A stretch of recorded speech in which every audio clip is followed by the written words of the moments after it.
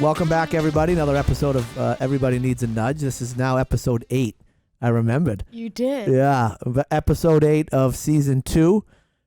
We've got an old friend with us today, Collis Brown. Say hello, Collis. Hello, everyone. Hello, everyone. Not just half of you. He said hello to all of you. So Collis and I go back about, I don't know, a decade, bud? Probably more. Yeah. But we'll get into Collis and his life story and the nudges that sort of moved him through life. But we got to catch up on some stuff and see what's going on. So it's been 2 weeks. I learned something interesting yesterday about, I had a meeting yesterday, and the guy is from Israel, Jewish gentleman, and he was telling me about the diamond business, with all the Jewish people in the diamond business.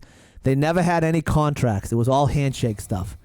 And and he had a term, and I'm going to butcher it, but essentially you shook hands and you said mazel and bracha. So there's like a little Yiddish in there. Mazel and bracha. And what essentially meant was luck and blessings. Ooh. And that's, so they shook hands on the deal. Didn't matter, it was a $10 deal or $1 million deal. But once you shook in that community, that was it. Pretty neat, huh? That is. And the fear was, if you did that and then you backed out of the deal, or you screwed up the deal or whatever, tried to screw the guy, you were done. You were out of business. Yep. So you think about how everything works now. I mean, you can barely walk down the street without having to sign a contract with somebody, and then everybody wants to sue. Imagine if it was that simple. Hey, I'm going to shake your hand, and that's it. Those days are gone, Collis. They're long gone. Long gone. The days of the handshake deal are dead. But I thought that was interesting. He was saying it in the context of the diamond business. But I'm sure, if there was if people actually cared about what, their reputation, you could probably get a lot more deals done with a handshake. 100%. Yeah. So, as I travel through the 2 weeks between the podcasts, you see a bunch of people, you do a bunch of stuff. So we had somebody in here the other day who stopped by to drop off some stuff at the office, and he started telling me a story about jury duty.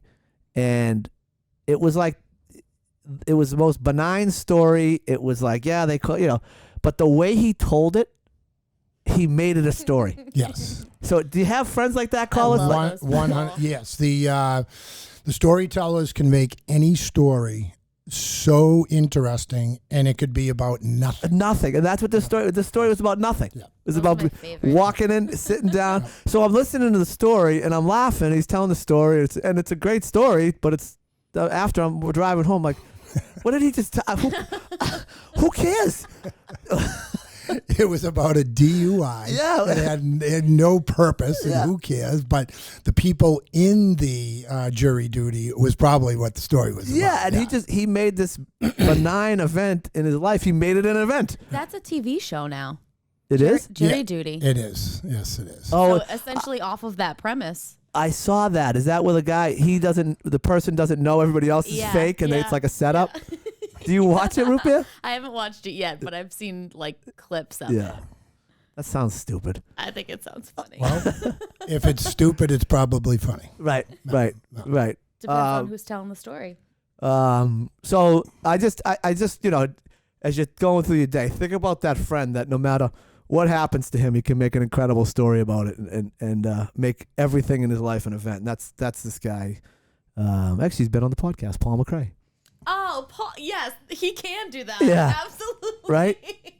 Everything's a story. I had to go get some milk. Wait till you hear what happened to me when I went to get the milk. That is Paul McRae. That is him. So I just think about that friend in your life, that everything that happens to me. And then there's the other friend on the other side of the spectrum, calls, that has this amazing event, and they tell the story like that was the worst story I've ever. Wait, a shark jumped on your boat, right? This incredible story, and then you're like, you're the worst storyteller I've ever seen in my life. No charisma. Yeah, nothing. It's all blank. Yeah. It's not, the shark jumped on the boat and I got bit and done. Yeah, and that's it. That's yeah. it. Yeah, and now move on. Yeah. Yeah. And we all have that friend too.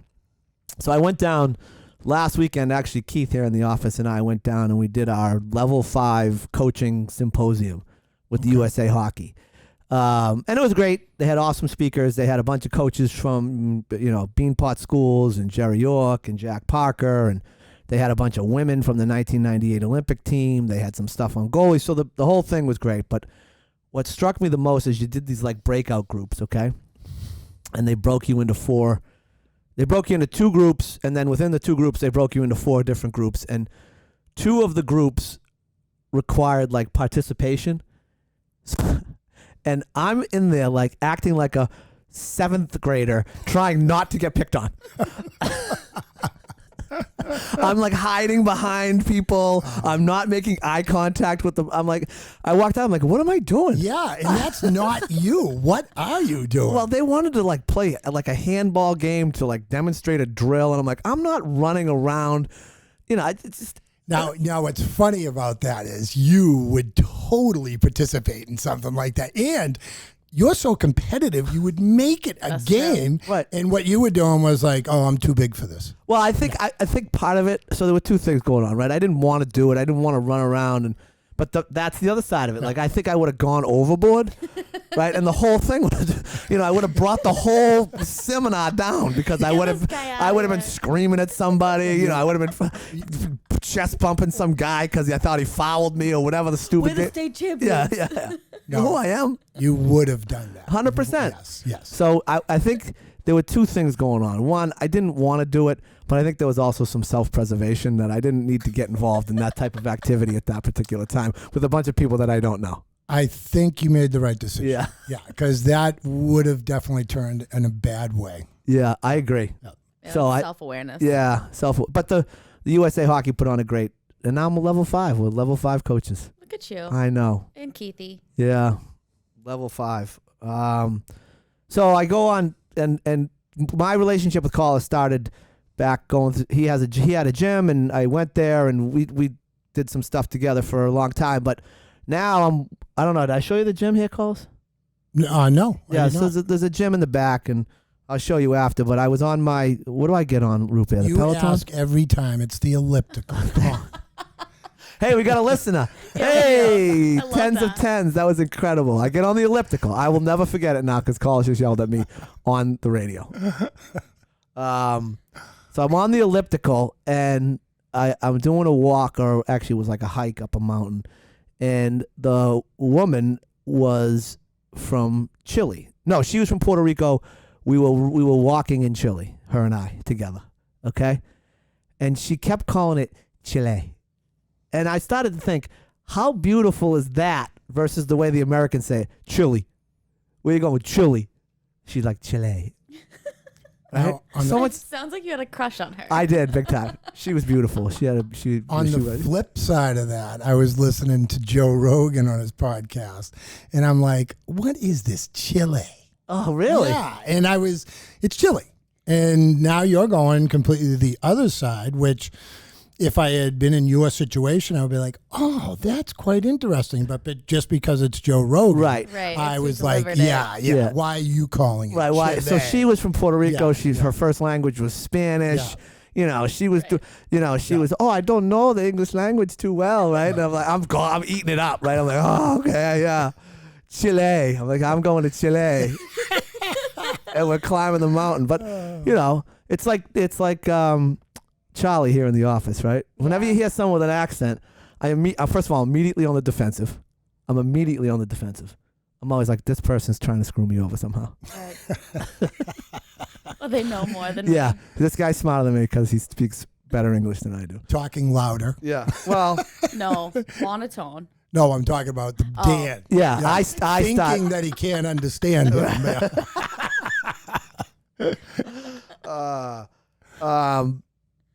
So the a correction from last week. So I don't call. It's one of the things we do is if we make a mistake, if we don't know something. Yep. From the prior podcast, we like to do corrections. We haven't had a lot lately. I think we've just been so good. I mean, We've been no excellent. big deal. Can I guess what it was? Yeah, go ahead.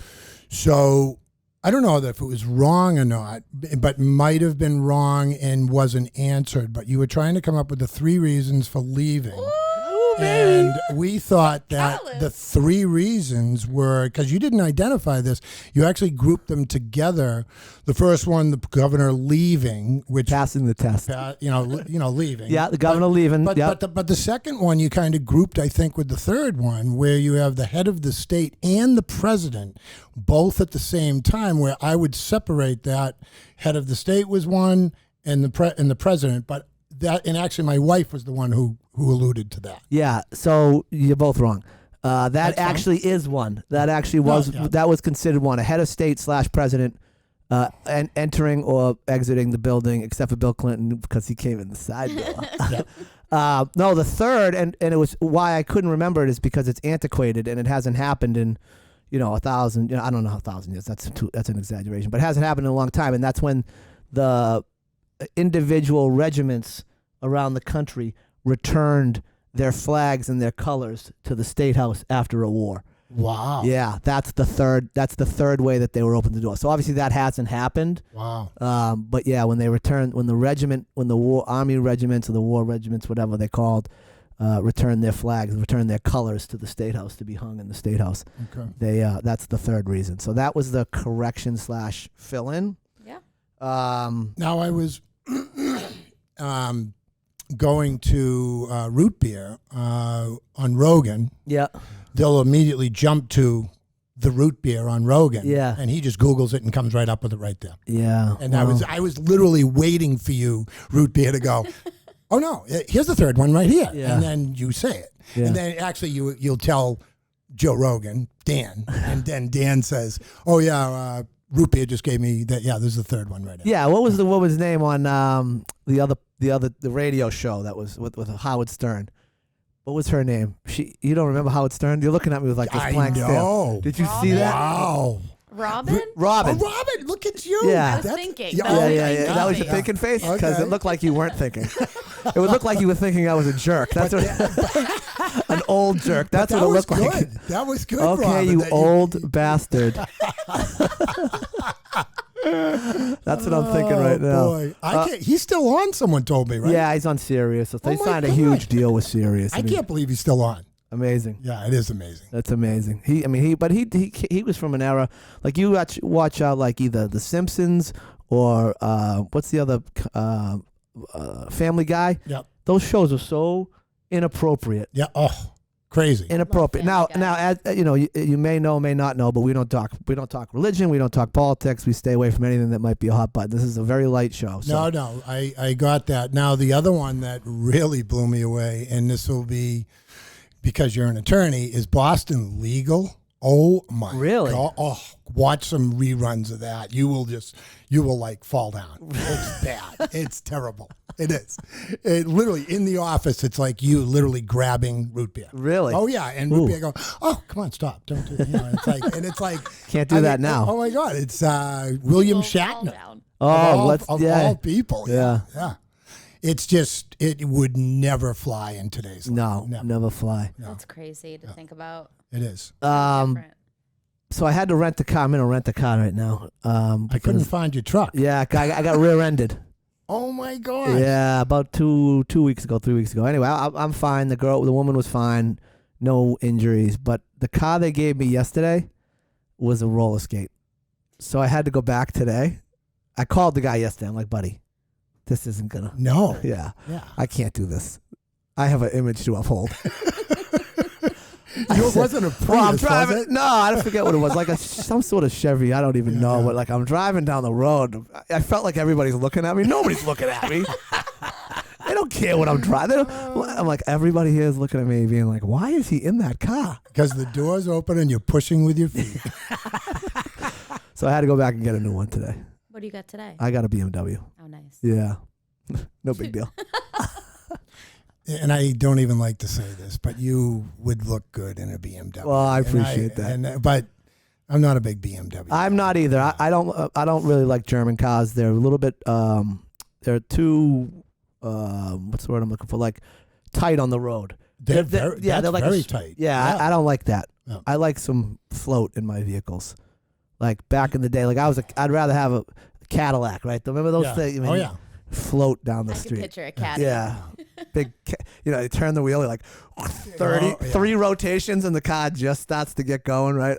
My wife, we've been together since 77. Wow. I was born in 76. That's 46 years. Yes. So her first car was an Electra 225 with a 455. That thing was as long as a bus. Yeah. It was unbelievable. Yeah. And she was tiny. And you step on the gas and the front goes, right? It was like a crazy. boat. It was literally like a boat. Yes. It had a plane out. And I won't tell you about, because where Weathervane is now, that was the sand pits. Yeah. And that was on the street that I grew up on, and she was like a half a mile down the street from me. Yeah. But the 225 used to go to the sand pits. Yeah. After it stopped at church and then went over to the food pantry to make sure everybody had what they needed. And you were just going down there to make sure nobody was acting up. We were bird watching. Yeah. And we went in late. Nighttime bird watching. Yeah. They were looking for. This was during the day. Oh, jeez. So what's even better is Jimmy Bristol, who built Weathervane. His locker was right next to mine. In school. Yeah. At Weymouth South. Yeah. And you go, late? You guys are going late again today? Come on. Sand pits? Yeah.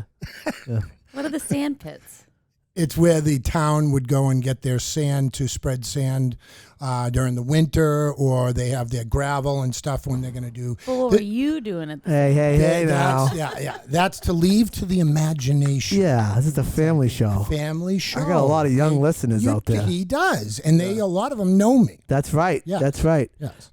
So last thing before we get into Collis, and you'll like this. So I was watching whatever else. What I watch? Instagram. The Gram. The Gram. Yeah.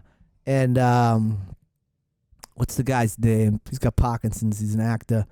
Michael J. Fox. Yeah, Michael J. Fox was getting interviewed, and the interview was talking about perseverance and all this stuff, and he had a great quote which I loved, and it was talking about how do you stay so happy, you're stricken with this terrible disease that and his quote was, with gratitude, optimism is sustainable, which I liked, and without one of the things that Collis was big on was gratitude and being happy and being happy with what you have and who you are and all that, and being yourself, and that's why I think Collis and I gravitated towards each other, because we've always kind of, through the right and the wrong, the good and the bad, we've always been ourselves, and it's gotten ourselves in trouble at times. It's made us successful at times, but I liked that. With gratitude, optimism is sustainable,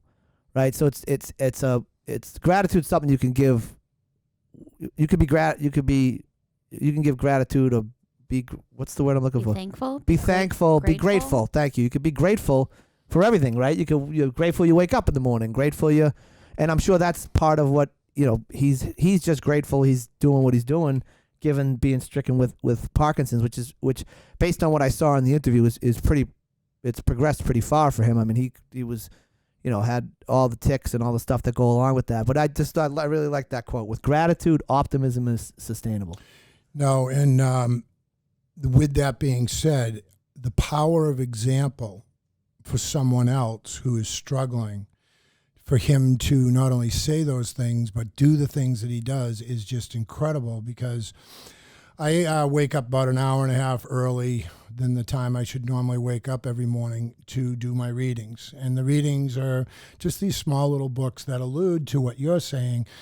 They give you hope for the day. Yeah. And be thankful for your day no matter what is going on. And one of them, and like you always say as well, is, I'm not going to get this exactly right, but you'll understand the gist of it, is someone had lost a leg. It might have been in a war. I think he stepped on a landmine or whatever. And he went in his room and he shut the shades, and it was dark in the room, and he would just sit there. And, even though his parents or the people who loved him were like, come on, you get over this. You got to get through this. You got to. And one day he went out, and they were pushing him in a wheelchair or something, and he went by, and there was this guy on the street, and he was a street performer, and he was singing and playing a guitar. He had no legs.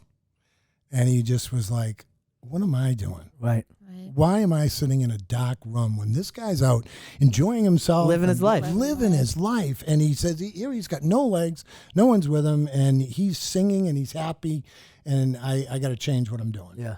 So, no, you're 100% right.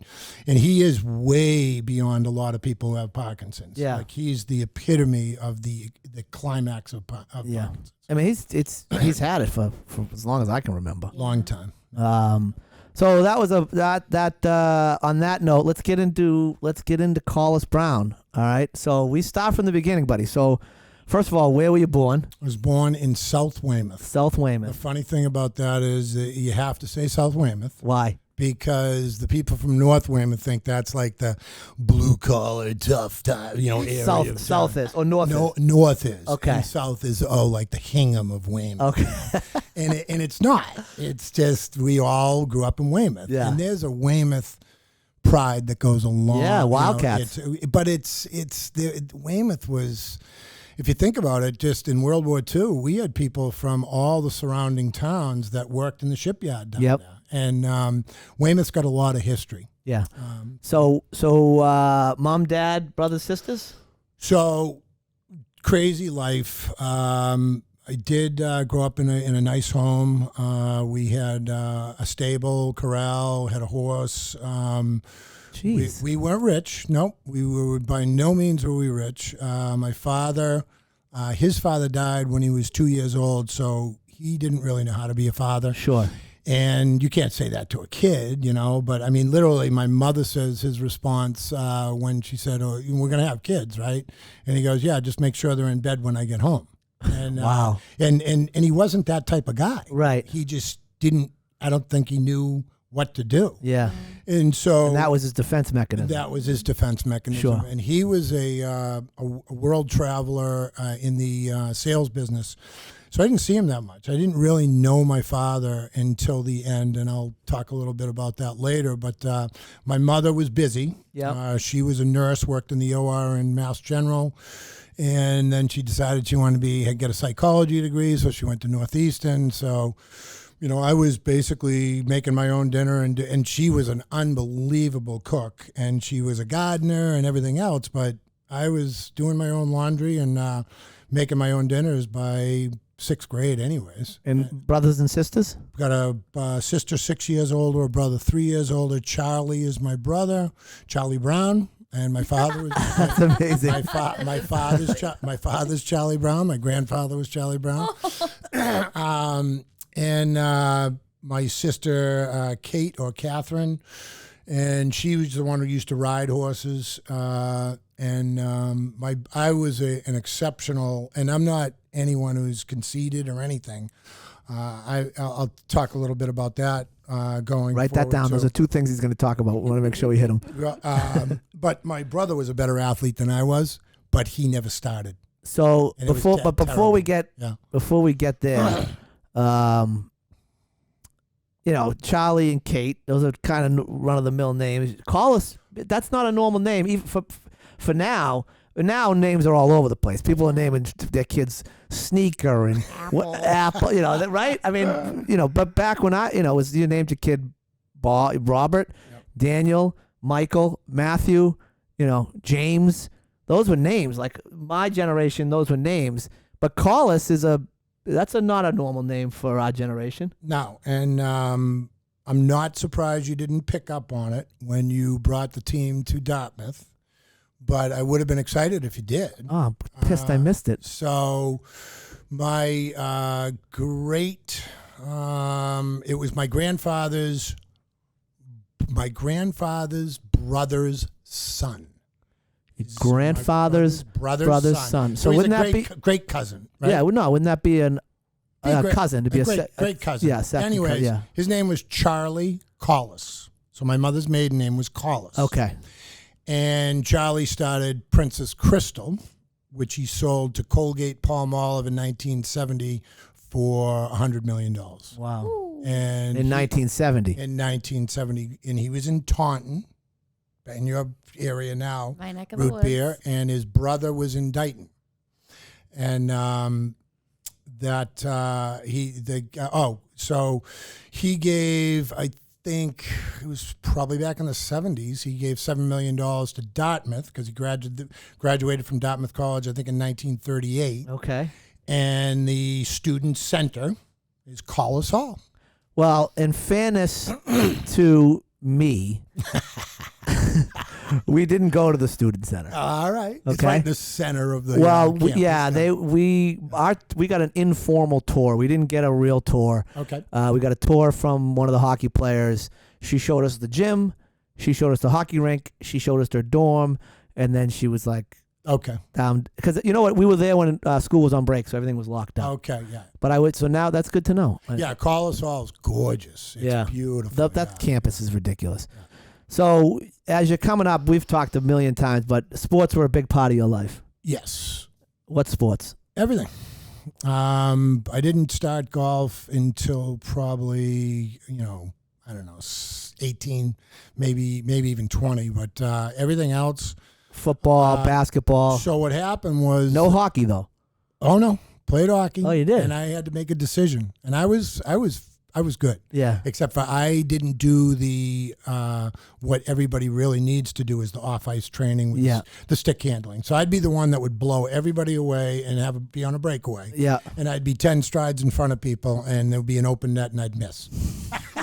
Because I lost control of the puck. Right. I didn't do the off ice training necessary to have the athleticism of a great skater and get stick around handling, people. yeah. You need the stick handling, and I didn't spend the time on it.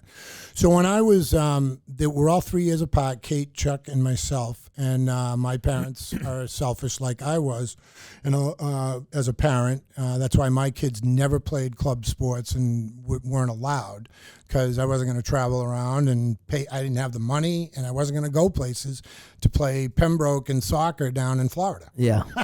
Yeah. Which happened more than once with my daughter's friends.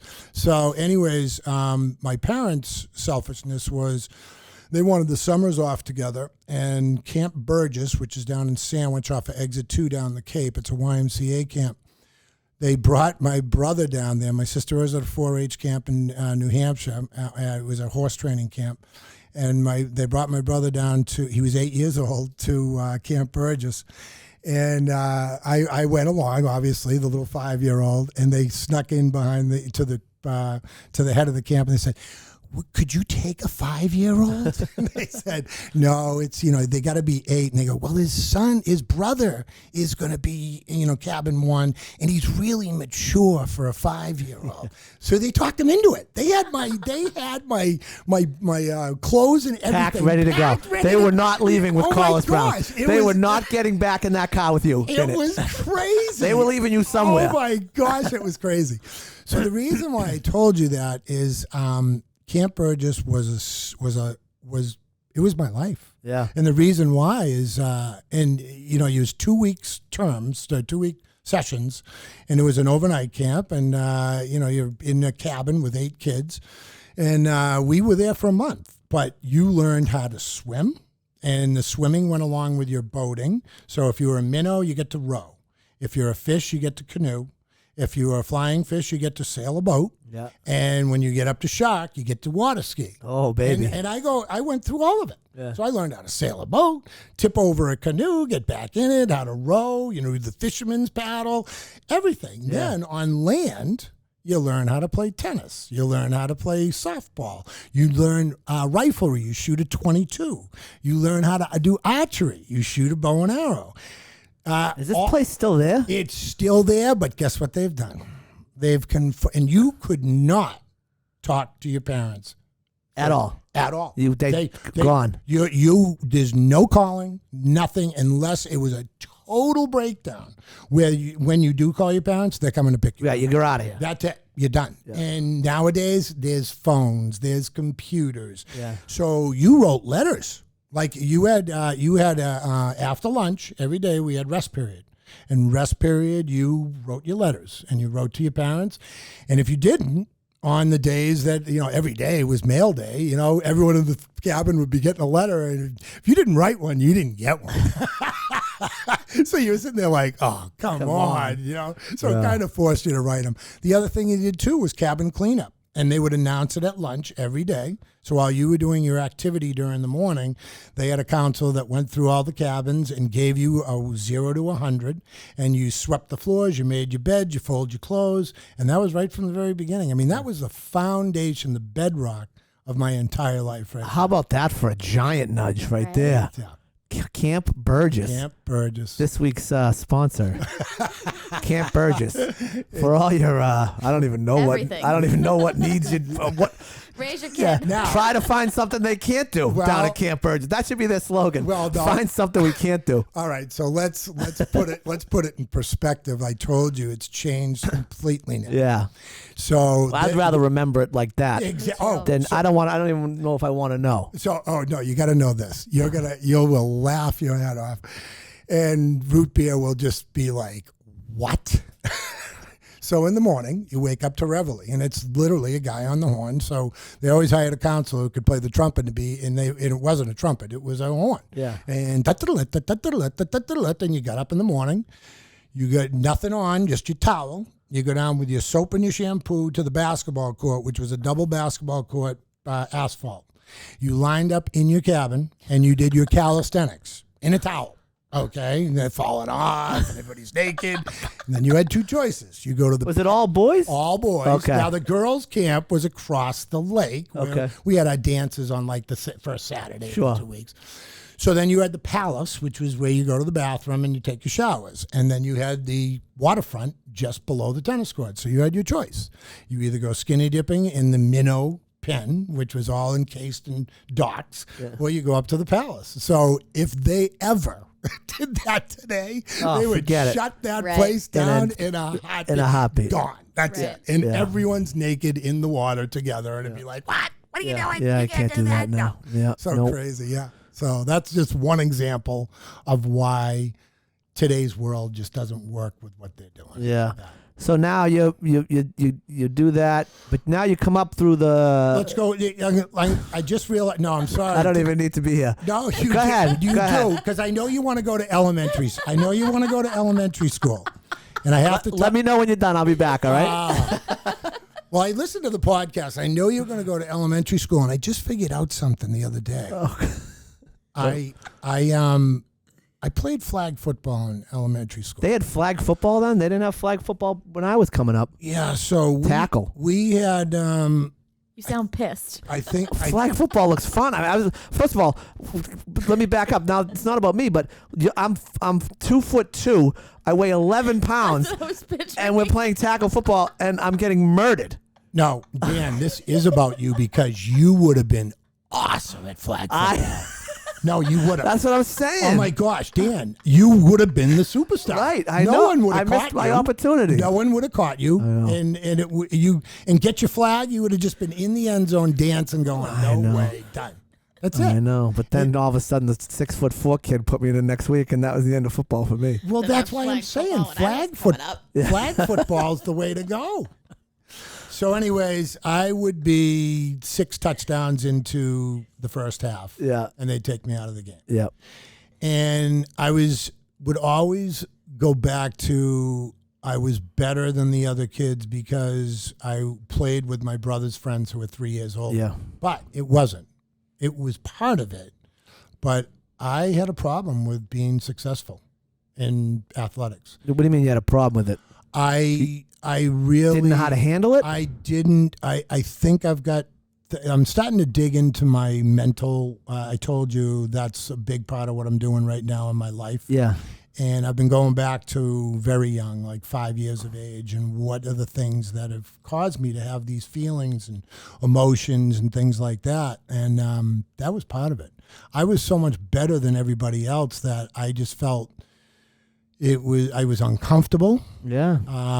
It wasn't fair to some of the other kids. They looked at you like, "Oh, you think you're better than everybody." I didn't. Yeah. I just wanted to be like everybody else. Yeah. And it was just it was a problem for me. So that's amazing. Like you weren't celebrating your successes. No. It was and now I mean, think about that mindset. Now I'm realizing it, and right? I mean, that's mind blowing if you think about it. Like, you weren't happy to succeed. You just wanted to be just like everybody else, which was middle of the road. I wanted to be like everything. Like, it was uncomfortable so think of the other spectrum. You're so terrible Right. that you don't fit in. I was uncomfortable being on the other side where people would look at you and go, "What are you talking about? Yeah. Why you're just an idiot." Yeah. And no one would say that. And but I wouldn't say that. Right. I didn't have the ability to say that. Yeah. I just was uncomfortable. That's wild. And that's what brings me to that. Here's a nudge for you. Yeah. Point of the whole podcast. Junior high, I'm playing CYO basketball, and I was like, basketball was so I could hit shots from anywhere. It was just a joke, and I just could really play the game really well. And I think this is where the self-medication started. So my mother was always, I have alcoholism that runs thick through both sides of my family, and I've always just thought I was an alcoholic, but really what I'm starting to figure out is I've had mental issues all my life, like being that problem with being successful in flag football. Right. So what I'm realizing is not only it's a two-headed monster. I have the alcoholism, which allowed me to self-medicate my mental problems. Right. So in like the 7th and 8th grade playing CYO basketball, I'm Protestant playing, that's totally different, but playing in a Catholic. Right. But anyways, I'm in a basement in Hull, and I stole some of my mother's bourbon, and we didn't have soda in our house. And so we just had orange juice from the milkman and the milk. So I mixed the bourbon with the OJ. And here I am, and here I am playing in the basement of a church. And this official grabs me and he pulls me over and he goes, "You know what?" He said, "You'd be the best basketball player I have ever seen if you didn't have bourbon on your breath." Really? And that was in like 7th grade. And I turned and looked at him and I was just like, I was horrified. Wow. And that was, I'm getting a little emotional here, but that was a nudge. Yeah. That was a big nudge. But so does that curtail the drinking at the young age, or did it accelerate it? It didn't even, I don't know if it accelerated it, but it didn't even. Didn't slow you down at all. Slow me down. I must have had such feelings that I needed to suppress. Yeah. That it was pretty much out of my control at that point. Right away. And who am I going to tell? Right. Am I going to tell my mother who drinks bourbon every day? Right. Am I going to tell my father who's in Germany for 6 weeks doing business? Right. Am I going to and you couldn't tell the school. I mean, they didn't have those support systems in place. I can't tell the teachers. I would never tell the teachers. Yeah. I wouldn't tell my coaches. There was no one to talk to. And so does this go on all the way through high school? This goes throughout my life. Yeah. In high school, we had jocks and freaks, and that's the way, you wear your leather jackets and the freaks, and you're hanging out in the woods drinking keg beer on the weekends, and then you got your jocks that, play their sports and hang out in the high school parking lot and drink their beer in the parking lot, and I was one of both. Yeah. So I hung in the woods with the freaks, and I hung with the guys who were the jocks. I was captain of the football team, and I had all those. I played both sides. Yeah. So one thing that I've noticed with people in my life that have alcohol problems is they didn't care who they drank with. They don't care who they drink with, right? They're gonna find the people that are drinking, whether they're the geeks, the freaks, the athletes, the Protestants, the Catholics. They don't care. No. And as a matter of fact, we're gonna try and get you, if you don't want to drink, to drink. Right. Because that's what we want to do. Right. So and we need air cover, essentially. Yeah, right. Yes, and they hide. They can, the ones that are functioning, whatever, they can hide, because it's a social event, right? I mean, everything. You don't do anything, and I've thought about this a lot. And I don't have. I'm lucky enough to not have struggles with alcohol, but I recognize the effect that alcohol has on me, like the next day or whatever, right? So. But what I've noticed, and we're a little off track, but we'll bring it back, how prevalent alcohol is in everything that we do. You look up, and as you know, I coach a ton of youth sports. You look up on a Friday night, and I'll just use the Bog as an example. Bog Rink 2, there's no stands, but there's like a catwalk. And all the parents are up on the catwalk. And almost to a parent, they have a Yeti in their hand. and you know it's not water or whatever in that Yeti. Or It's coffee. alcohol. Yep. It's alcohol. Yep. And it's going on. And it's going on in every rink, at every soccer field across America. And the Yeti has become synonymous with allowing people to drink in public. Almost like the red Solo cup. Almost like the red Solo cup. 100%. So what's interesting about that is Dan had said that I owned a gym and I would train a lot of these kids that they should be playing town sports. That's what most kids, I mean, when we were growing up, Dan and myself, the AAUs and the club teams were for the elite athletes to be recognized. That's right. Now it's totally different. It's a business. I played club hockey, just let everybody know. So I was a South Shore Select and a Plymouth County All-Star. But nice, I like that. And you're only 2 feet, 111 pounds. Yeah. You must have been going in between everybody's legs. with a roll of 111 with 111 pounds of rocks in my pockets. That is awesome. Hey, you can't hit what you can't catch. You couldn't catch it. Yeah. You couldn't catch it. Yeah. And a matter of fact, when you shoot, they're like, where did that come from? Yeah, oh right. My God. Did that come out of that defenseman's skate? Yeah, Oh, no, yeah. that's Dan behind. There he is. Don't step on him. Oh, okay. Next. So Next. anyways, I was talking to one of the parents, and I'm like, oh, my God, another reason why I never let my kids play club sports. I said, I'll never forget this. My kids only would play town, and if they won the town championship, my daughter played soccer, they would get to go to UMass Amherst to play in this tournament in soccer. And my wife and I would be like over in the corner going, don't score, please, don't score. Because we didn't want to go to Amherst, right? And all the other parents would be upset, and me and would be like, oh, I know, that's a bummer. Crushing. And so I tell that story to one of the parents that I'm training their kids, and I thought it was the kids that wanted to play. And the parent looks at me and says, are you kidding me? It's awesome. We went to Syracuse last week. We're staying overnight in a hotel with like all the other parents, and we're drinking and having appetizers, and I'm sitting there going, oh my God, gag me. You know, I would be dying doing that. Yeah. And that was that was their life. That was their life. It's their social life. It's their social life. So I understand it. Yeah. Yeti, because they're going out afterwards with a couple of the parents that are next. Yeah, and it's funny. My parents were never friends with my friends' parents. No. They had their own friends in their own life. Yep. They weren't like, okay, we're going to hang out with Danny's hockey team's parents. Yep. And I have friends now that I've met through hockey. I'm the opposite of my parents, but they were never. Yeah. It was never like that. So now you get into high school. You're playing high school sports all the way through. Football. Yes, yeah. So football all the way through. Baseball was really easy to me, and this is just insane. This is the brain just not functioning right.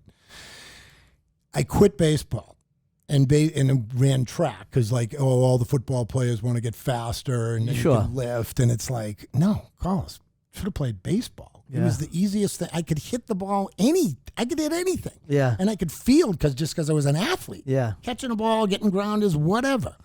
And because it wasn't a hitting sport, it's not a man's sport. Yeah. You don't get to hit somebody with your head. Yeah. It's like, oh my gosh, what is your mentality there? Yeah. And so I gave that up. And I'm so upset that I did, because that would have probably been the sport that I would have went for a career. Yeah. And easily could have pursued it. Yeah. Because you can at least to the next level, right? I would have get you to open up some opportunities in college. I would have college would have been easy. Yeah. I could have easily played in the collegiate level.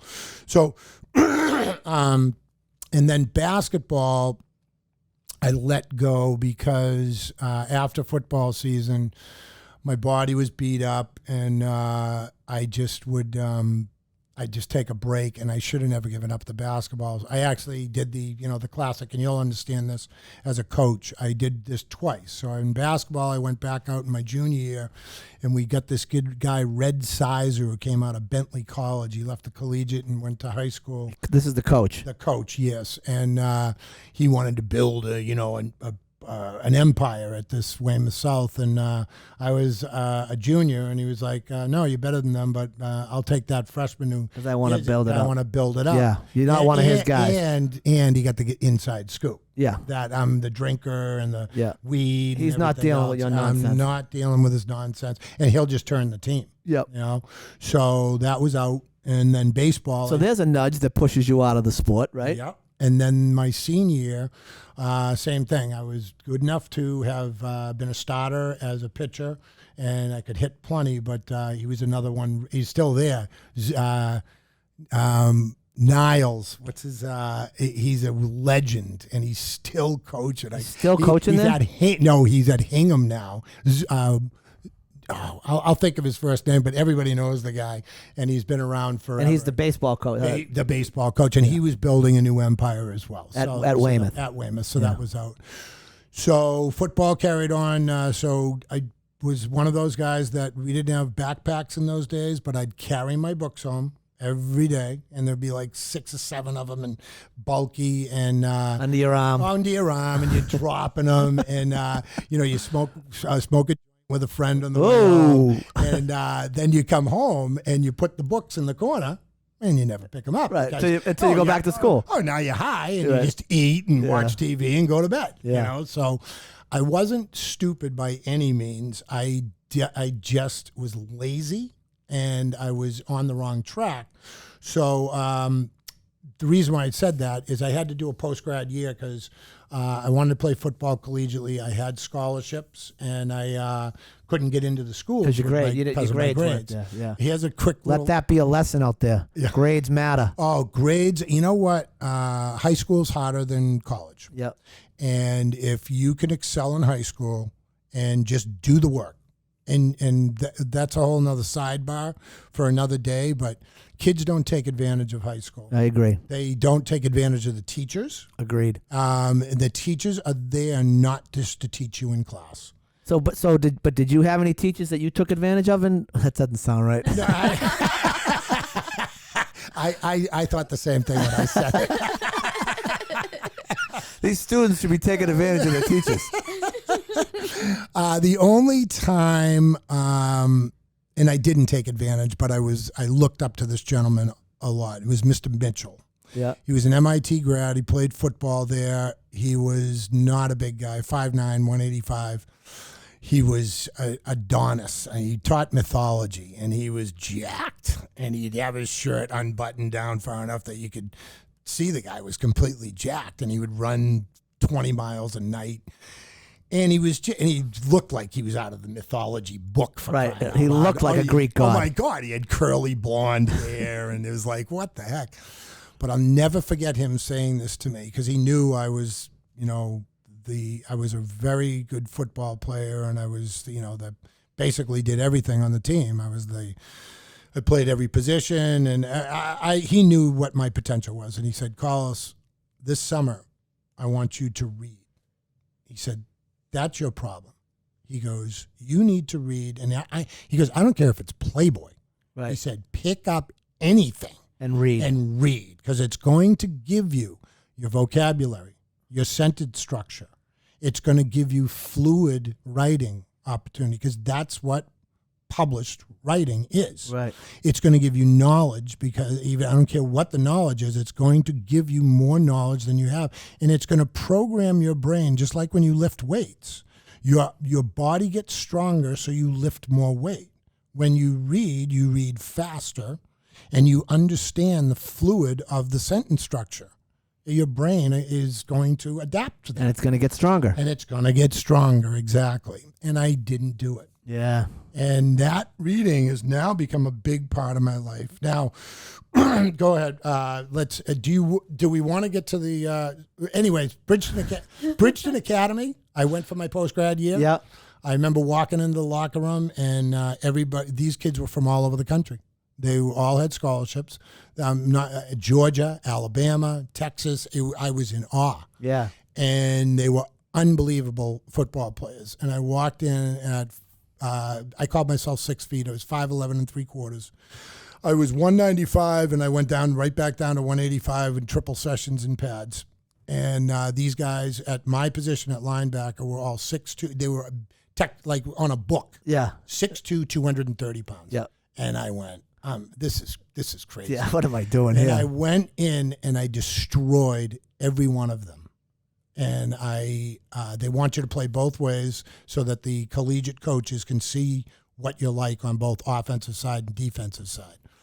On the last day, we were scrimmaging, and they put me at the tailback position, and they threw me for a toss sweep, and I had the vision, it's just genetic, that I can see the tunnel. And I saw the tunnel on a cutback, and I just busted for 80 yards, see you later. And there was this kid from North Reading. His name was Block. He was 5'9", 195. He was nothing but muscle. He looked like the Bugs Bunny cartoon where the guy flexes and the muscles go up over his head. Yeah, yeah.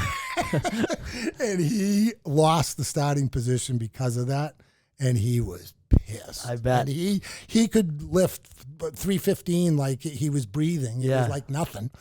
And anyways, here I am looking at these guys in the locker room afterwards, and I'm like, I would kill for your body. Right. You're 6'2", 230, and I just destroyed you out there. I said, what is up with that? You can lift twice as much as me, and you stink. Yeah. and these kids don't stink. You know, they're going to go on to college. Yeah. But that just gives you an understanding. And you know, Dan, from playing hockey. Yeah, it's a mindset. It's a mindset. Yeah. It's crazy. It's a mindset. And you look at some of the people that are fast and big and athletic, and you go, what don't you get? Yeah. You know? Well, the old adage is the big guys got to prove they can't play, and the little guys got to prove they can. Yep. And that's the truth. Yeah. So from Bridgeton, where do you go? I go to UMass Amherst. I told before you got in the room, I got a chuckle out of root beer on this one. My father was like, you're going to college, and I'm like, Dad, I'm too immature to be in college.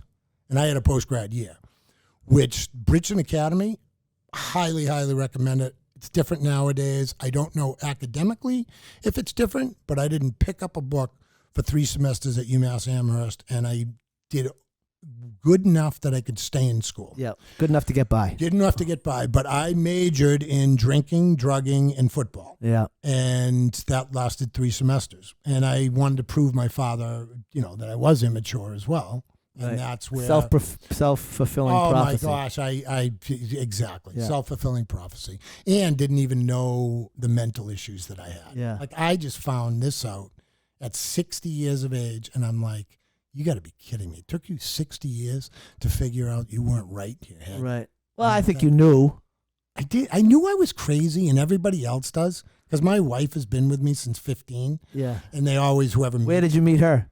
in high school. She lived right down the street from me. Yeah. It was funny. Booze got us to meet because the guy that she was dating in the 9th grade got so drunk that he puked his guts out and passed out at my house. And then her friend introduced her to me while he was passed out. Man, how about that for a nudge? This show does not condone underage drinking. No, it's not good. No, it's not good. Not It's not good. good. Not good. It's- Well, That's the lesson you here. Yeah, that's the yeah. You just heard. You're not gonna meet your wife just because some other guy gets drunk. It's No, a once in a lifetime. not at all. So after UMass Amherst, now you at some point in your professional career, you were a teacher, right? Yes. So here's how insane it was. When I left UMass Amherst, my first thought was, what occupation can I do, make good money, and still drink like I like to drink? And I go, oh, I'll be a bartender. Yeah. So I did. I became a bartender, and I worked in the restaurant industry for probably, 10 years. And anyways, that all fell apart as well. Yep. And now I'm married. I have 2 children. We had gone to Colorado when we first got married, had our first child out there. We're back in New England.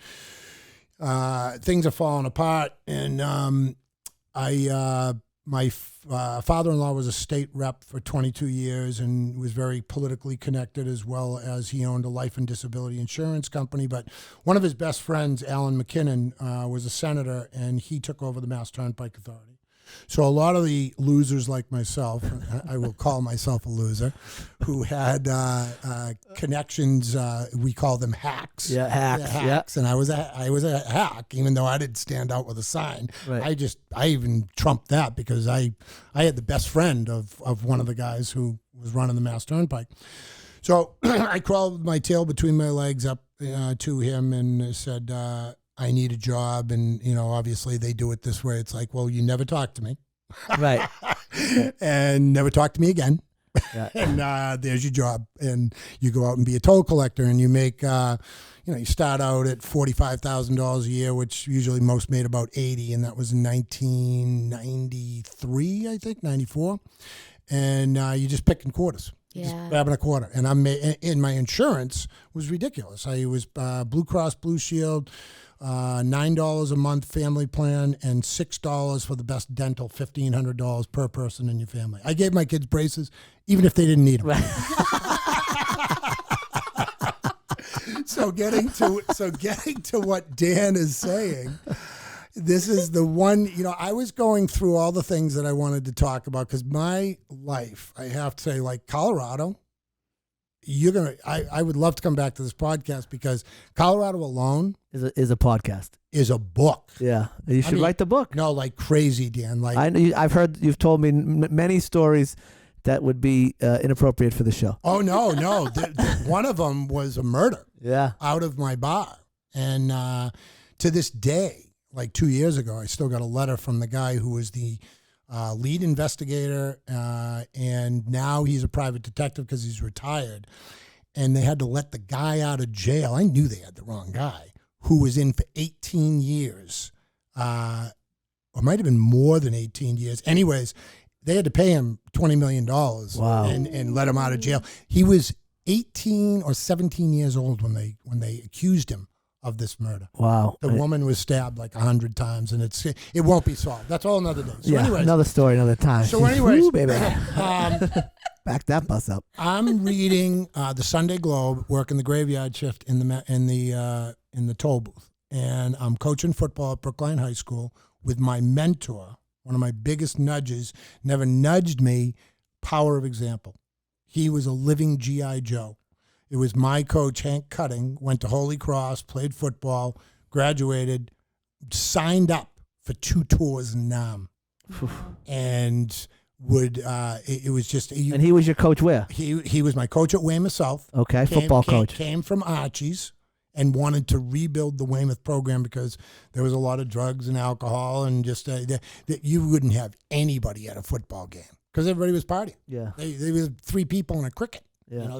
It was awful. And they used to be packed stadiums. Friday Night Lights. So anyways, Hank is at Brookline. I go to him and say, listen, I'd love to get into coaching football.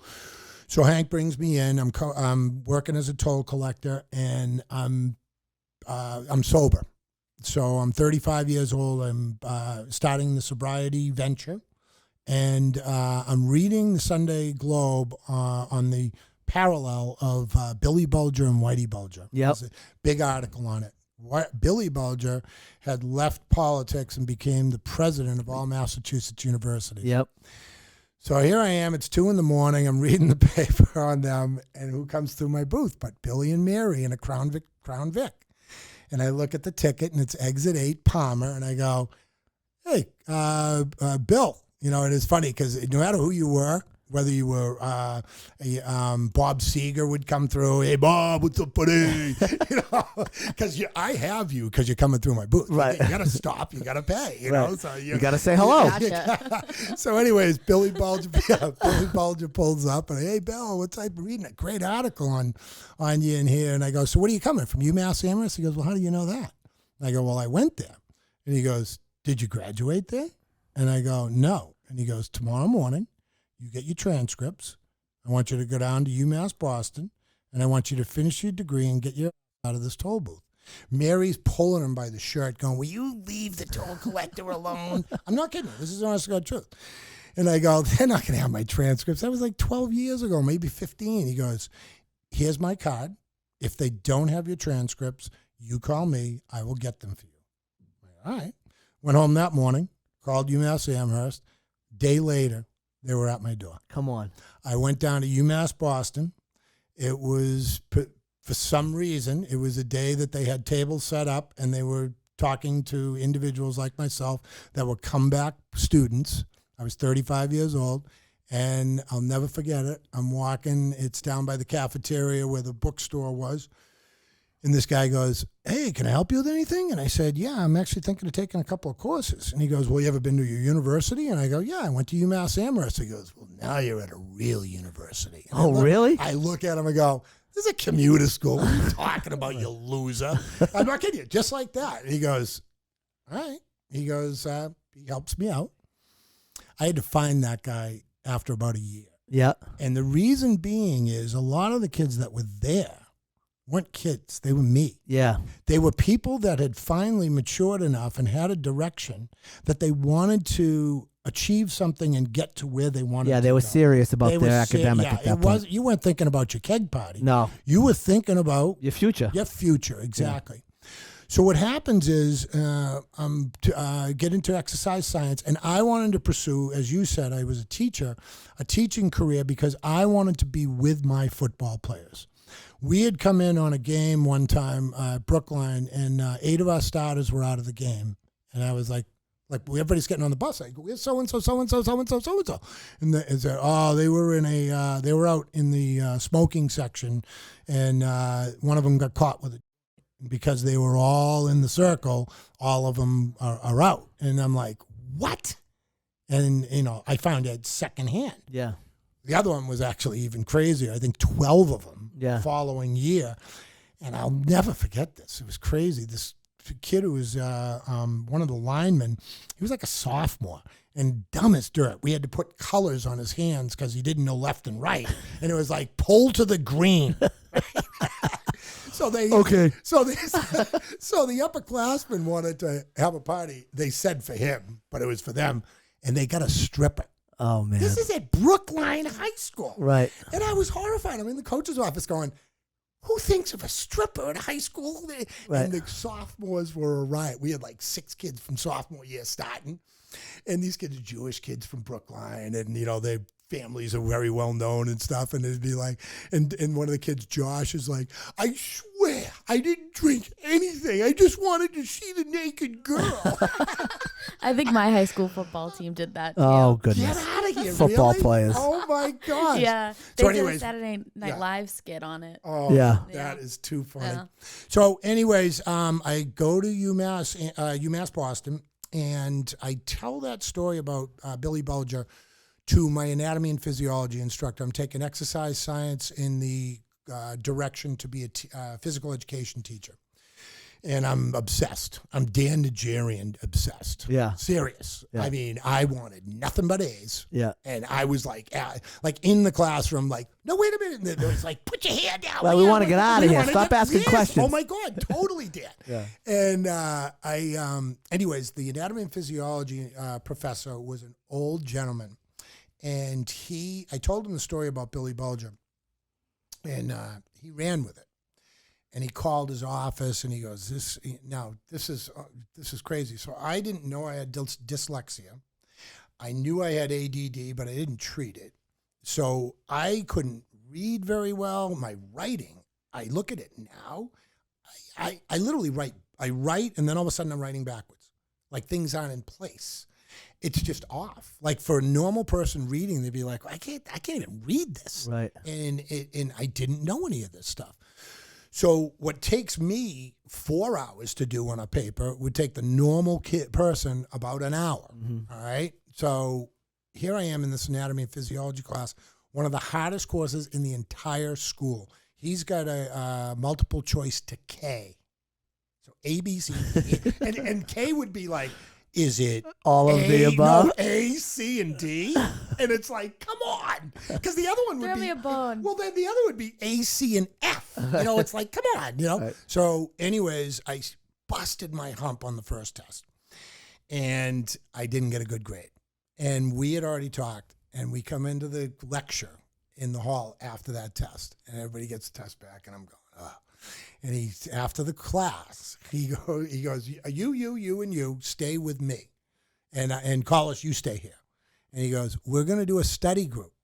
And he said, you, and you, and Collis are going to be in the study group. And they're all looking at me going, why is Collis going to be in the study group? And he goes, no, it's why you're in the study group. You all got A's. Collis is going to study with you twice a week in these empty classrooms that are over here, and you're going to get him through this situation. Yeah.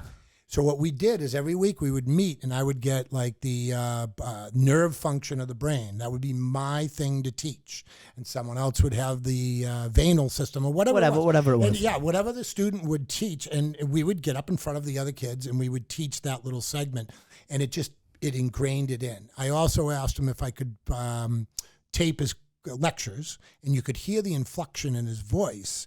So when he was interested, and you knew that would be on the test. So I really busted hump, and I aced that course. Yeah. And that guy, A lot of work, though. You did a lot of work. A lot of work. And that guy became a part of my life. I literally went to New Bedford and visited with him and his wife. I mean, I was older, and Sue and I would have dinner with them, and it was really nice. So all of a sudden, I'm up for my first award. I think I'm 3 semesters into it, and Billy Bulger comes down to present the award to me. And, in the Boston Globe, shaking Billy Bulger's hand, and Billy Bulger gets toll collector to go back to school. And Oh, really? yeah, big story, right? So I never knew this. Yeah. Oh my God, you're gonna crap because the end of the story, the end of the story, Dan, is ridiculous. So I'll get to the end of the story When? right now. So now I'm up for the John F. Kennedy Award for the school. It's the highest honor that the school gives. And it's me and one other person. And this guy's got a Fulbright to Oxford, poli-sci major. He's got the, long hair, and he's whatever. And I have to write this paper because you got to do the commencement speech if you win this as well. So they literally sat me down like the week before, and they said, Collis, to be honest, you deserve and we want you to have the award. But us as a university, we have to give it to him because you're an exercise science major. You're going to be a PE teacher. Right. You basically looked upon as dumb and whatever. Right. You're a jock. And and we need the guy who's Fulbright to Oxford. Right. I said, fine. That's fine with me. So they get invited, the recipient of this JFK award, to the night before graduation big black tie party. It's on the 11th floor of the library in UMass Boston. So the people who are going to speak, Bill Russell, Chinua Achebe, who wrote Things Fall Apart. I read his book. It was unbelievable. There was a politician, writer, I can't think of the guy's name, but very well known now. He's passed away. He opened up the commencement speaking. So all these dignitaries are there, and the runner-up doesn't get invited, but I get a card in the mail, and it says you are invited to this black tie event. Blah blah blah. So I call up and I say, "Oh, I've got this card in the mail that I'm invited to this thing." And I said, and my wife's name isn't on the card. Can she come? And they said, is her name on the card? And I said, no. And they go, she's not coming. I said, oh, okay. So there's these 2 guys that have already been taking a ton of my pictures and in the Globe and stuff. And they work for the Boston Globe, and they're brothers, and they're like the most well-known photographers for the Boston Globe. They've written books and all this other stuff. So we're coming up in the elevator that night, and I'm with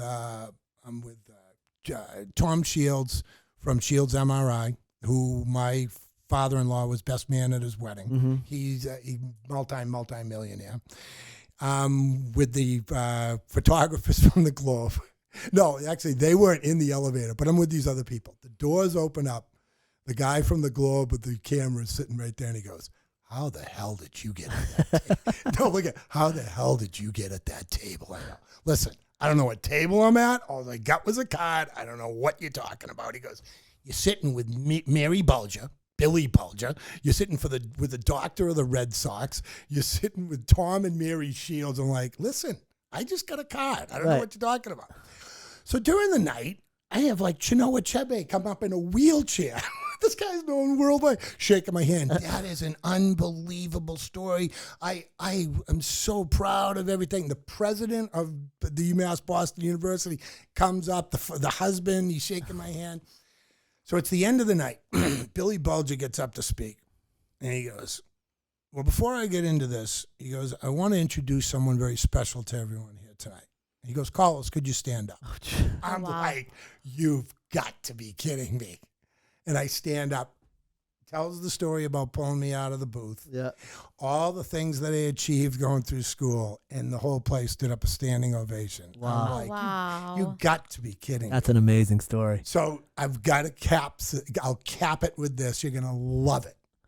So I graduate. I'm in the parking lot, and this woman comes up who had seen all it and heard everything, and she goes, that's unbelievable. I can't believe you're 40 years old. You came back to school. You graduated. And my wife looks right at her and goes, he's a loser. She goes, I graduated when you were supposed to at 24. That puts everything in perspective right there.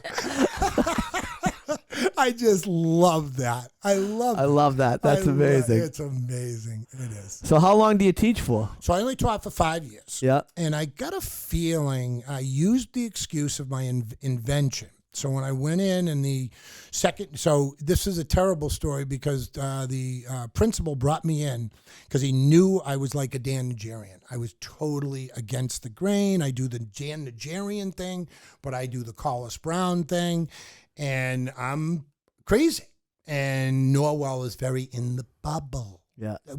I know people who brought the kids to Norwell from Weymouth because they wanted to keep them from drugs and alcohol. Yeah. It's like, no, it doesn't work that way. That stuff is everywhere. But anyways, that's what it's known for. So he brought me in to straighten things up, show them the reality of the world. This is what it is out here.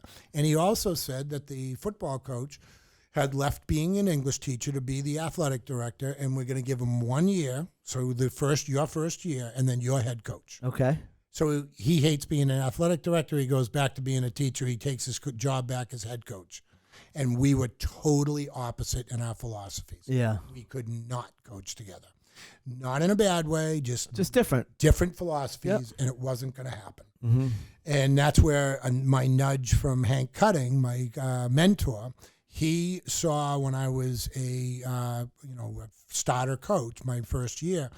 He said, Collis, it's like the military. He said, you cannot question another coach. Yeah, you can't. In front of the players. Yeah, you can do it behind closed doors. You can do it behind closed doors, and that's where it's done. But if you do it in front of the players, there's a chain of command. There's a head coach, assistant coach, and down. And he said when the players see the assistant coach question the head coach, it breaks everything down. Yeah. So I knew I could not coach for him because I couldn't do his philosophy, and it would be wrong for me to supersede anything that he did. So right. I took myself out of it.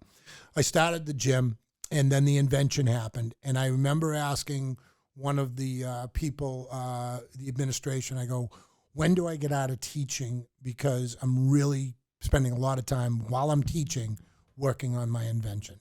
And he said, and the invention is the stairs. It's the speed stairs. Speed stairs. Yep. And we'll get some photos of that.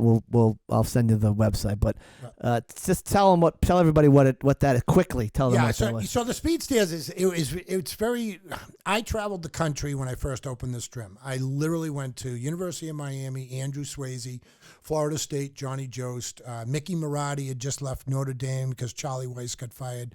Went down to the University of Florida, and then I traveled to the West Coast and met with Pete Carroll and Chris Carlisle. I interviewed all of those people and asked them, how do you make your athletes fast? I did what my mentor, Hank Cutting, said. He goes, you take all the philosophies of the people that you really look up to and aspire to and that are successful and create your own philosophy through those methods. Don't do theirs. Take little bits and create your philosophy, which I did with these people to make people fast. Really, the foundation was a heavy squat, a power clean, and a snatch. What happened was I had kids going D1, a lot of them from Duxbury, and they were getting high ankle sprains and non-contact ACL tears. No one was hitting them. I'm the only one that can take responsibility for that. Most strength coaches won't admit that. Yeah. It's like, that's their fault, whatever. No, that's my fault. No one hit that person, and that injury occurred. Mm-hmm. So that's where I had to reassess. So Dan says, what's the invention? It's a staircase, because I was late for class. I was in the teaching world. If they need you to fill in another position, which they needed someone to do anatomy and physiology, said, I love anatomy and physiology. They said, okay, you're going to be a PE teacher, health teacher, and you're going to teach one anatomy class. I'm running from one end of the building to the other. I'm sprinting up the staircase, and I stop. I said, Collis, you're doing exactly what you teach these kids right now, and you're not thinking, and that's what you try and do, is create muscle memory. Your toe goes up into dorsiflexion, which is toe pointing to the sky, which if you don't, you trip running up the staircase. Your knee goes to 90 degrees, and you get a pendulum arm swing. I try and create muscle memory. I turned around. I went down the stairs. I said, this is exactly the opposite. Your toes in plantar flexion, your knees at 45 degrees, and your arms aren't doing anything. I said, how can I get them down? Right. And that's where the slide came in. I said, I'll just throw a slide next to the stairs, and their body will remember exactly what it did going up. So I remember when I did the interviews with the speed coaches, I go, so 4.4 is like the mean, right? That's the standard. And they go, what are you, out of your mind? And they said, no, 4.6 is what the mean is. And I go, 4.6? I go, what about these people that are running 4.240s? He goes, we don't even know who those people are. Right. And he goes, 4.4, we still don't know who those people are. But 4.6, that's legit. So I now could take someone from a 4.8, not lifting any heavy weights. They might do a power clean and a snatch, but it's for quickness. It's not for explosion and size. And they might do squats, but they're not doing 500 pounds. They're doing 2.25. And do the stairs, and now the stairs got them from a 4.8 to a 4.6. Yeah. It was a home run. Yeah. Done. No, it worked. Yeah. I did it for a bunch of years, and that's how Collis and I met. I was running those stairs, and that thing moved around to a bunch of different spots, but it was great, and it worked. It made you faster. It made you you got fit. I mean, you got lean. You got fit. Now, the funny part is there's so much more to be researched, because now it's used not for just athletes. Like, I have people that are in their 70s with a hip replacement, knee replacement, because there's no impact, because you don't come down the stairs. Right. You come down the slide. So there's so many. Autism. You have an autism. Right downstairs, yeah. Right downstairs here. I stumbled on it because we did the Special Olympics for Brockton. Yeah. And the kids who have to communicate with tablets because they have autism love the slide. Yeah. So they'll go up the stairs as many times as you want them to. Right. Just to get have down the motion to get down the slide. slides. Exactly. Exactly. Yeah. So they're getting their fitness in. So there's so much value to everything, but my biggest obstacle really is it's simple. Yeah. People look at it and go, so what? It's like a pencil. Right. You use it, you sharpen it, you write with it, whatever. Yeah. You know, but that's another story for another day. Go. So now you've moved on from that at this point. Yes. It wasn't without the business side of the business was bumpy, to say the least. So Dan Nigerian, this is where Dan Nigerian comes into a big part of my life. And I am a firm believer of religion is not what I'm expressing here. God has been in my life since I've been a young child. I don't know why. And I mean, since I can ever remember, God has been speaking to me. And that's why I've always stepped in, even when kids were bigger than I was, they were getting picked on and being like, what are you doing? Kids like not even half your size. What are you getting, a jolly out of beating up that kid? You know, but I was always looking out for someone else. So I gravitate, and I think Dan is the exact same way, to people like me. And I think that's one of my biggest obstacles in life is money, business. I feel that I'm taking advantage of anybody that I'm taking money from, where I'm giving them a service and a value. So I still struggle with that, and that's why that was difficult. But the reason why I'm telling you this is years ago, I was going to close the gym. I'm going to say 5 years ago or more. And Dan comes to me and he says, no, you're not. And I go, yeah, I am, Dan. My wife and I can't survive. And he's like, you're not closing the gym. And I go, Dan, you're not closing the gym. So I did. And I lasted another 5 years. The reason why he said it wasn't because he was being selfish and he wanted to come to the gym. He said, Although I did want to come to the gym. yes, true. He said the value that you give the kids and the adults that come to this gym is not the exercise. It's a safe place to talk about the troubles that are going through bringing up children, the losing businesses, getting divorces. All these things happened in my gym. And it was literally like someone going to a psychiatrist and bleeding and giving all their emotions while they're exercising, which is the best recipe. Yeah, because that was great. Yeah, to get all that off your chest. So when you walked out, it was like, oh, I feel freaking great. Yeah. And it's not just because of the exercise. It was because of the mental side where you were comfortable enough to speak about the things that were having a problem with. Yeah. And that's why Dan didn't want the gym to close. And then he even went out of his way to set me up with the off-ice training with the Breakers organization, which was $30,000 contract. And one of the things I did when I sat down at the table with everybody is I said, listen, I don't want this just to be, babysitting. I want the Breakers to be what club hockey used to be. I want people to play the Breakers and go, oh my God, Yeah. those guys are good. What the first thing I recognize with the Breakers is not that the kids didn't want to train, but they didn't want to come together as a team. And the chemistry of it was, you got kids from all different towns. You got cool kids. You got good kids. You got kids that totally stink. Yeah. And the problem was bringing that whole group together. Yeah, it was difficult to get another. And I tried to do that. Yeah, it was hard. And what happened was it wasn't working. And then the kids just didn't even want to come.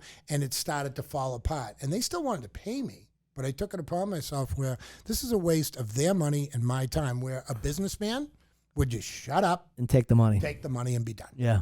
And that's been one of my biggest obstacles in life is, finding that middle ground where I can make enough money. Now, this is honest to God truth. I think the most money, my daughter laughs at me. The most money we've ever made combined is $80,000. Yeah. All right. So, I make, the most I've ever made was like maybe 60, but Yeah. probably more around 50. And we have a good life. Yeah. We got good cars, a nice house, and I couldn't pay for my kids to go to college. My daughter went to Northeastern and got a doctorate, $250,000 in debt, $1,200 a month for 20 years. Wow. Imagine that. Cammie got $17,000 academically, but had to play soccer at Leslie. That was the deal. Yeah. Neither daughter, both could have played collegiately. Kirsten could have played volleyball, Cammie soccer. Cammie succumbed to it because they said, we'll give you $17,000 academically because we're a D3 school, but you have to play soccer. Yeah. So it's like a job. Yeah. And so anyway, she did. And she's $800 for 11 years, $800 a month. Wow. And I've really struggled with that. Yeah. Mentally. Sure. Because I listen to parents, oh yeah, I'll write the check, yeah, $60,000, yeah, here you go. And Right. I didn't have the ability. Yeah. So it's, I've built mature, successful daughters. Very mature and very successful. But that's been a struggle mentally for me. So we had a cup of coffee a couple days ago, and sort of to wrap it up, where are you now? So I actually closed the gym, and it's I hate to say this because it was a family, but it's just taken a big burden off my shoulders. I've been doing so much for everybody else, I haven't really been able to do enough for me. And that's why I say the things that I'm doing now has taken me 60 years just to understand what's driven me in the directions that I've gone and the reactions to people and my wife and whatever. Right. And so I'm working on myself. I didn't want to go back to teaching because teaching has taken a turn now where Yeah, it wouldn't have been a fit. I can't conform to what's going on in the world today. And I think if I went back to teaching and tried to do the things that I want, where shake my hand, look me in the eye, call me sir, and, this is the way it works, isn't going to fly very well. So I actually went to being a custodian, the lowest level of all the jobs. It pays me enough money to cover my bills and gives very good insurance in a small school called Cold Spring in Plymouth. but it's just a stop. Well, so and this is if you take anything away from the podcast, you're what, 59? I think you told me. No, I'm 60 years old. I'll be 61 in August. Okay, so 60 years old, and had a bunch of iterations of your career, from being a toll booth collector to being owning a gym, being a teacher, coaching. Now you're a custodian. But we sat down on Tuesday, and he's still thinking about what the next thing is, right? And to me, that was, as I walked out of the coffee shop, I'm like, that's incredible, right? Like, and you just said it, it's just a stop, right? And he's talking to me about, I think I can start a consulting company that would consult to these superintendents about what soap to use and what in this and the vehicle by which the soap comes. And I'm like, just an amazing way to go through life and be like, okay, there's an opportunity. Now, how do I capitalize on it? And now, whether you capitalize on it, to me, that's irrelevant, because your mind is still active and you're always you're an idea guy coming up with these ideas. So that was, I took a lot away from that when you were telling me about sort of wanting to take this to the next level and what the next business venture would be. So my pitch, actually, to close this out, all right, is my real end game. My last chapter of my book is I thought I could get to as many kids as possible in teaching. And that was what I wanted, to help them out through their struggles with mental, with alcohol, with drugs. This is the second go around when you were going back. Direction when I became a teacher. Yeah. That was, because think about it. I'm going to have new students every year. Yeah, right. New students are going to kind of flow through. So the end game is finally this. I've already contacted a few of the superintendents of schools who will align me with the people that make these decisions, but I want to do public speaking to 8th grade and juniors in high school. 8th grade is the importance of education to get you where you're going to be happiest making money in the future. Your junior year is going to be to guide you through the process of, I was too immature to go to college. Yeah. So think about that right now, because if you go and waste your parents' money to go live in their basement after 2 years or even 4, you've got to really think about that. Yeah. And so... Or have $1,200 a month in debt for the next 20 years. Oh, that's a big one, Dan. Yeah. A big one. And I've been doing presentations to UMass Boston, Bridgewater State, and Quincy College for over 10 years, probably 15, just for the exercise science departments, to give them direction. Meaning, if I were you, I say to them, whatever you're thinking of doing, whether it's a strength coach, a teacher, or whatever it is, go now as a freshman and go as a sophomore, because don't waste your time getting a job when you're done that you're going to hate. Yeah. And that will inspire you when you do find that one thing. Oh, my God, I want to be an x-ray technician and do MRIs.